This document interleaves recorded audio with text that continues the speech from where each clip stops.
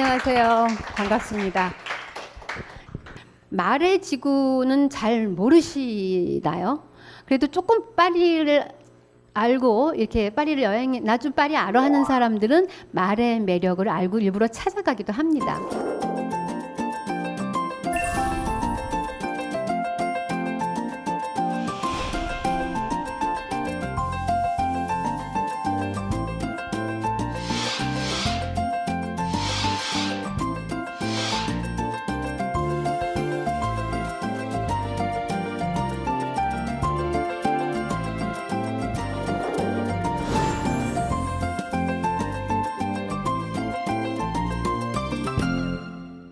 여러분들 레미제라블은 다 아시죠?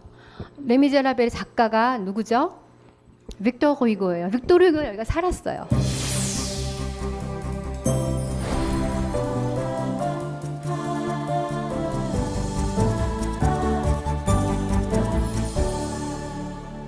여기가 바로 빅토르 후이고가 살았던 곳입니다. 여기 2층에 새들어 살았습니다. 안이 굉장히 잘 되어 있습니다. 빅토르 후이고가 살았던 당시, 그러니까 이게 이 사람이 32년에서 48년까지 살았는데요. 발자크보다 조금 뒤입니다. 발자크보다는.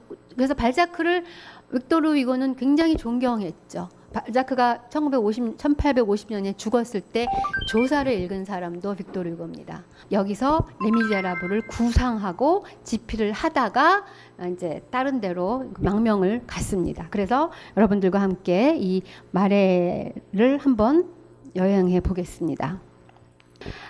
제가 이 강의를 하면서 중심 그 작품으로 잡고 있는 페라기스가, 제가 이 세 구역을 하는 거는 그 작품을 따라가고 있는 거예요.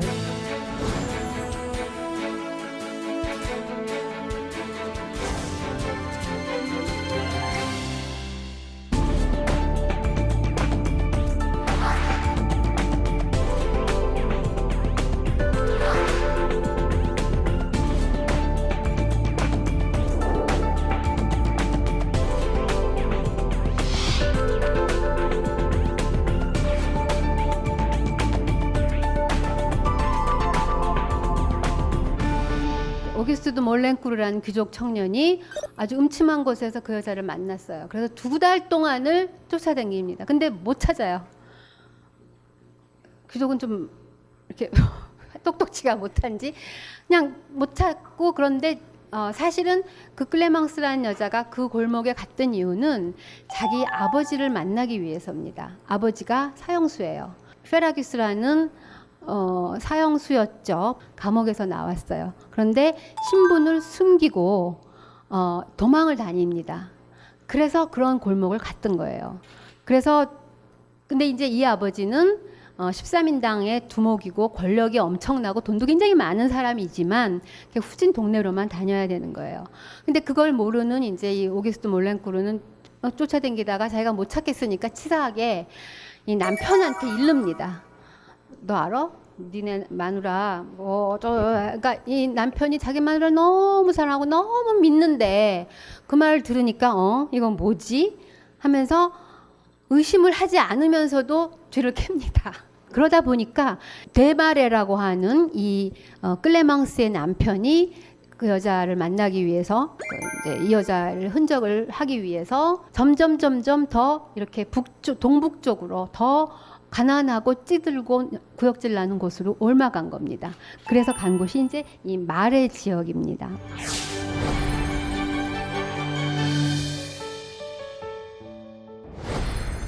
마레가 그러면 어떤 지역이었을까를 먼저 얘기하고 다시 소설로 가보겠습니다. 마레는 마레까주, 늪지대였어요. 물론 파리 그때는 바뀌었죠. 옛날에는. 근데 12세기에 똥불 기사단, 그러니까 템플리에라고 할 거예요. 아마 이제 영어식으로 하면 성직자 기사단입니다. 이때가 십자군 전쟁할 때예요. 12세기. 그들의 목표가 뭔지 아세요? 예수의 무덤을 지키겠답니다. 예수의 무덤을 지키는 자기네들의 임무를 가진 똥불리의 기사 그 민병대가 수도원을 거기다가 지었습니다. 수도원을 이렇게 지었고요. 여기에 그리고 탑을 세웠습니다. 근데 이 탑이 역사적인 아픔이 있는 곳이죠. 세워지기는 1240년, 그러니까 덩풀 스토온이 세워질 때 세워졌는데 여기에 혁명 때 루이 16세 일가가 이리로 감옥으로 끌려갑니다. 이 끌려가는 장면이에요. 이 마차 속에 그 사람들이 있습니다. 루이 16세는 거기서 있다가 1793년 1월에 처형됐고요. 그 다음에 그의 아내인 마리아 엉뚜아네트는 거기 있다가 또 사실은 딴 데로 옮겼다가 꽁시에어주라고 하는 데로 옮겼다가 10월에 처형을 당합니다. 그리고 그들의 세자 아들이 어린 나이가 생각해보세요. 베르사유에서 뭐 엄청 호화롭게 살다가 감당하기 너무 힘들었겠죠. 10살 때 여기서 죽어요. 감옥에서. 그게 1795년입니다. 근데 이제 문제는 여기서 얘가 죽었는데도 왕당파 사람들은 여전히 루이 17세 하면서 거기를 순례를 가는 거예요. 성지가 된 거예요, 여기가. 나폴레옹이 좋아할까요? 꼴보기 싫어 죽겠는 거죠. 그래서 그 탑을 철거해 버립니다. 1808년에. 지금은 이렇게 공원이 되었고요. 다만 팻말에 여기에 이렇게 있었는데 탑이 있었는데 여기에 뭐 루이 16세 왕가가 여기서 죽었다 이런 팻말만 있습니다. 그리고 여기가 덩풀 스토온이 있던 데입니다. 여기 이 근처에다가 한 13세기경에는 왕들이 여러 저택을 이렇게 합해서 오텔 드 생포를 세우고 거기서 많이 살았습니다. 근데 이제 왕이 거기 살다 보니까 주변에 저택들이 막 생기죠. 그래서 15세기에 생겼던 이 저택은 성스 대주교 저택입니다. 뭐 그 당시에 주교 성직자가 최고인데 그 당시에는 아직 파리에 대주교가 없을 때예요. 성스 대주교가 파리의 대주교를 겸임해서 그러니까 성직자 중에 최고의 집인 거죠. 이게 지금은 도서관으로 사용되고 있고요. 그 다음에 그 당시에 이제 넓은 수도원을 분할해서 저택들을 프랑스에서 오텔하면 호텔이 아닙니다. 저택을 얘기합니다. 오텔. 그래서 오텔 드 까르나발레라는 대저택이 있는데 어마어마하죠. 이게 지금 파리 역사 박물관으로 쓰이고 있습니다.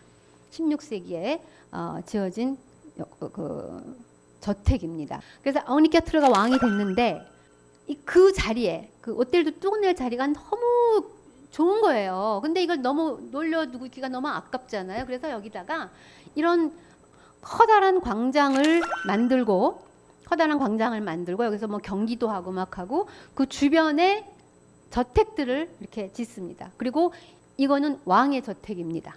근데 여기서 실제로 살지는 않아요. 근데 보시면 알겠지만 다른 저택보다 한 층이 높아요. 이건 왕이야. 이렇게 상징적으로. 그리고 이제 여기를 앙리 4세는 1605년에 계획을 했는데 1610년에 암살됩니다. 그래서 18살 때 왕이 된 루이 13세하고 안도트리시의 약혼식을 플라스 호아얄이 완공된 때 여기서 약혼식을 거행을 합니다. 기념으로. 그때 모습이고요. 그런데 이게 1800년에 플라스 데 보즈라는 이름으로 바뀝니다. 이거의 의미는 뭐냐면 1800년 어떤 때예요? 혁명이 지난 후입니다. 처음으로 자진해서 혁명정부 때 세금을 냈고 처음으로 자진해서 의용군을 전쟁터에 내보냈고 이런 아주 훌륭한 모범적인 지역 이름이 보주예요. 그래서 그들의 그 지역 이름을 여기다 갖다 붙여서 플라스 데 보즈가 돼서 이때까지 플라스 데 보즈로 불러오고 있습니다. 역시 왕이 있다 보니까 주변에 저택들이 들어섭니다. 특히 루이 13세 당시의 재상이었던 슐리 저택이 있고요. 지금도 있고요.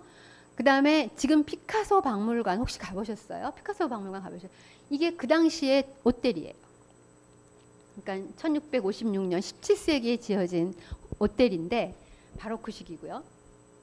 이름이 원래 오베르 드 퐁트네라는 주인의 집인데 이름이 살레 저택입니다.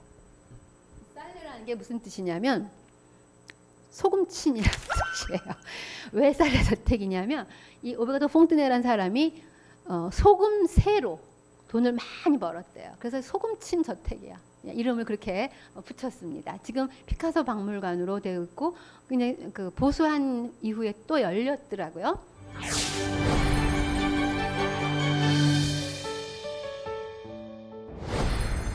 그 당시에는 마레가 17세기까지는 마레가 최고의 주택가였어요. 귀족들은 다 마레에서 살았습니다. 왕이 있었고 뭐 그 플러스 호아얄이 있었고. 그런데 1788년 18세기 말에 여기에 시장이 생깁니다. 둥근 건물이 이게 시장입니다. 그러니까 거기에 이제 세공품이라던가 그런 것들이 있는 굉장히 그런 상점들이 생기면서 거기가 굉장히 상가가 형성이 됩니다. 그 다음에 상가뿐만 아니라 그 악지장이라고 하죠. 수공업자들. 응? 그리고 근데 이제 이게 지금 1840년에 그 시장의 모습, 이렇게 옷 같은 거를 많이 팔았던, 특히 옷 장사로 여기가 굉장히 유명했대요. 옷 장사로 유명했기 때문에 여기에 또 옷 관계 수공업자들이 또 많았던 겁니다. 수공업자들이 많고 상인들이 많으니까 이렇게 조금씩 이렇게 자꾸 들어오는 게 너무 싫은 거예요. 짜증이 나는 거예요. 그래서 이 사람들이 점점 거기를 떠납니다. 귀족들은 주변에 많은 상점이 들어서는 바람에 구역의 평판이 나빠지자 그곳을 떠났고 18세기 초부터 벌써 생제르맹으로 이동합니다. 거기가 19세기 최고의 귀족들의 동네입니다. 근데 그때는 그냥 허벌판인 거예요. 혹시 이 그림 보셨나요? 1976년의 압구정입니다. 논밭에서 이게 이제 생제르맹이에요. 논밭에서 이렇게 밭을 갈고 있는데 거기로 덩그마니 귀족들이 이제 막 여유로운 공간을 찾아서 간 겁니다. 물론 우리나라에서의 강남 개발은 프랑스하고는 조금 훨씬 더 정치적인 이유가 있습니다만 저는 이 그림을 보면서 이 아저씨가 어떻게 됐을까, 뭐 강남의 압구정의 큰 빌딩 주인이 되셨을까 과연, 그게 상당히 궁금합니다.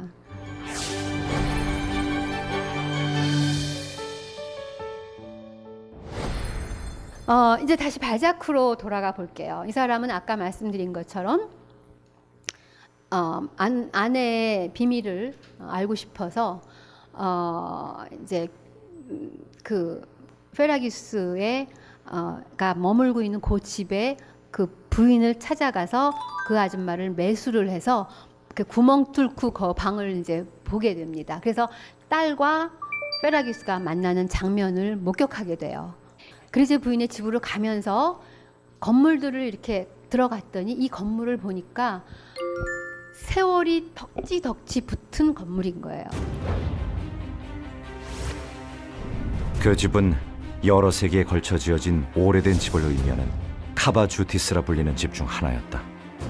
이 의미심장한 이름은 파리의 서민들이 붙인 것으로서 말하자면 시간과 더불어 계속해서 덧붙여진 집들이었다. 서로 어울리는 것은 아무것도 없다. 파리 건축에 존재하는 카바주티스를 만일 아파트의 방과 비교한다면 그것은 사람들이 눈에 거슬리는 것을 아무렇게나 던져버려 뒤죽박죽된 잡동사니가 가득 쌓인 창고방, 즉 카파르나움 같은 것이리라. 발자크의 작품에는 공적인 역사가 얘기하지 않는 그런 건물, 뭐 기관, 공간 이런 게 굉장히 많이 나옵니다. 그 중에 하나가 여기서 말하는 카바주티스라는 건물이에요. 여러 세기 걸쳐 지어진 오래된 집을 의미하는 카바주티스라는 집들이다.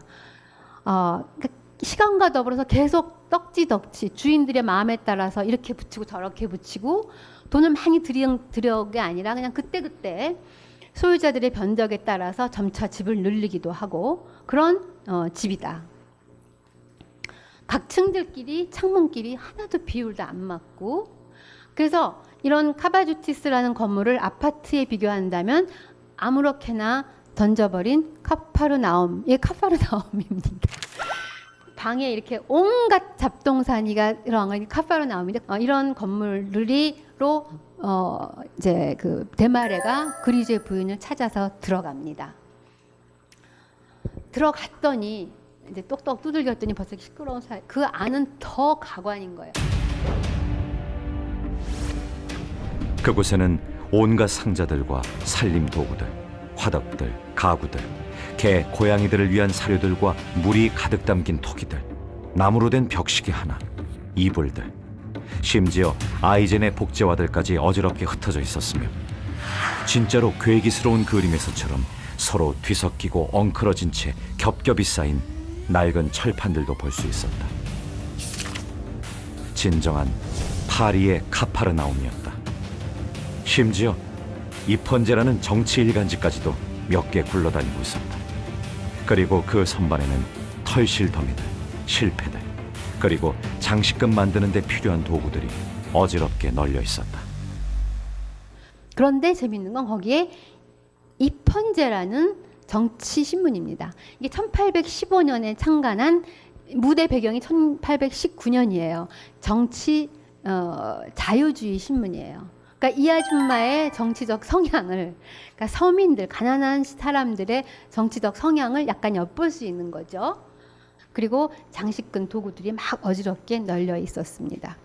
아까 제가 떵불 거기에 시장에 주로 의류 시장이 많았다 그랬잖아요. 그리고 수공업자들이 많았다 그랬잖아요.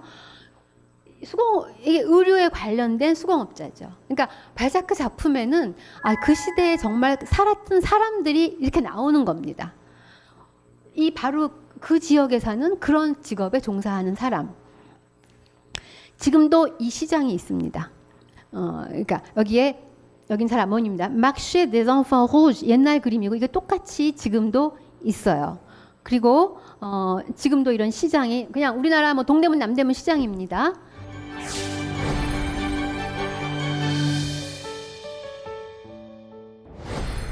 사실은 혁명이 되면서는 이 점점 여기가 굉장히 많이 낙후가 상업 지역으로 굉장히 활발합니다.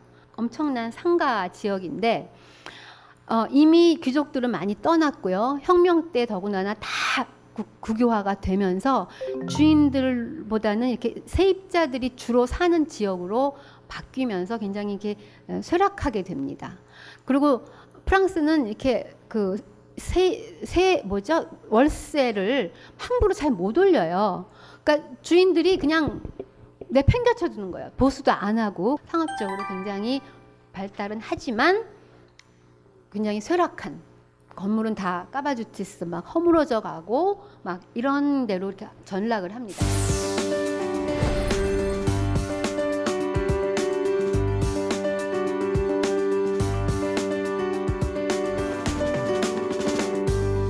앙드레 말루로가 대단한 사람입니다. 앙드레 말루로가 원래 이제 정복자, 인간 조건이라는 소설, 정복자 이런 소설로 유명한데 이 사람이 문화부 장관을 했어요. 문화부 장관을 하면서 문화재의 중요성을 강조하고 도시 재생을 노래하고 그래서 처음으로 이 사람이 파리 도시 재생에서 제일 큰 프로젝트가 말의 살리기입니다. 그래서 이거 다 그때 한 거예요. 여기를 보수를 세입자들 다 그러니까 국가에서 돈을 많이 들였죠. 몰아내고 쫙 보수를 해가지고 완전히 새로운 공간으로 태어났습니다.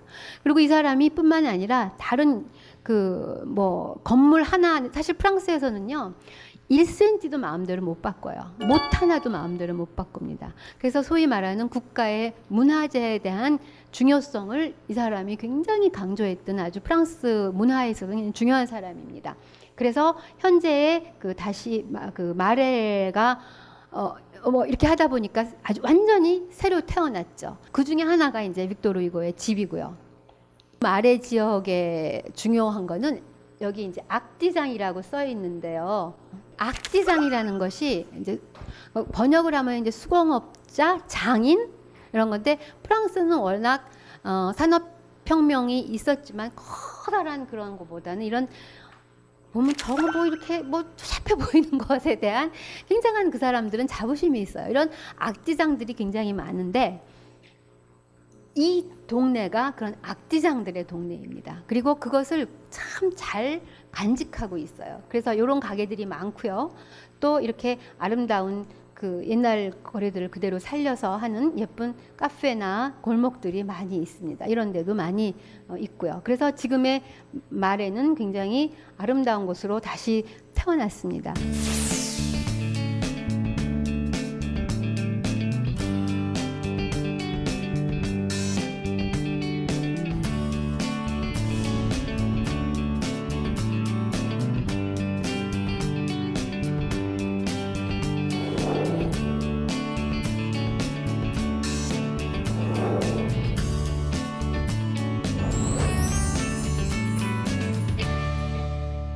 저는 이 마레라는 지역을 발자크의 소설의 자취를 따라가면서 마레를 했지만 여기서 제가 하고 싶은 얘기는 소위 말하는 젠트리피케이션의 문제입니다.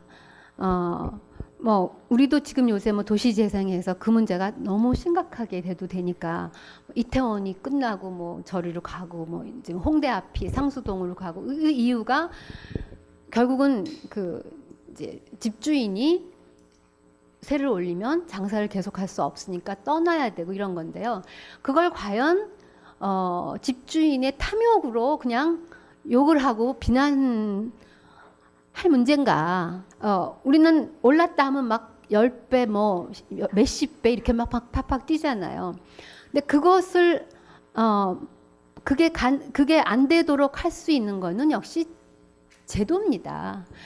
프랑스는 내가 그래서 더 이제 사람들한테도 많이 물어봤어요. 특히 프랑스는 상인들을 굉장히 보호해요. 집주인이 절대로 쫓아내지 못합니다. 그리고 그 임대료도 뭐 계약이 뭐 3년, 6년, 9년 있겠죠. 얼마 이상을 퍼센테이지를 정확하게는 모르겠어요. 근데 퍼센테이지 얼마 이상을 저들은 못 올립니다. 국가 정책적으로 상권 보호 이런 의식이 굉장히 강합니다. 그래서 그냥 아파트 세입자의 권리보다 상인들의 권리가 훨씬 더 강합니다. 그래서 결국은 이런 제도적인 뒷받침이 있어야 그런 그 젠트리피케이션의 문제도 해결될 수 있는 게 아닐까. 그런 의식이 좀 필요하지 않을까. 그런 생각을 저는 마레를 보면서 많이 합니다. 왜냐하면 여기도 물론 많이 옛날보다는 많이 망가졌겠지만 여전히 정말 옛날의 그 느낌을 많이 정겹거든요. 여전히. 그런 생각을 했습니다. 감사합니다.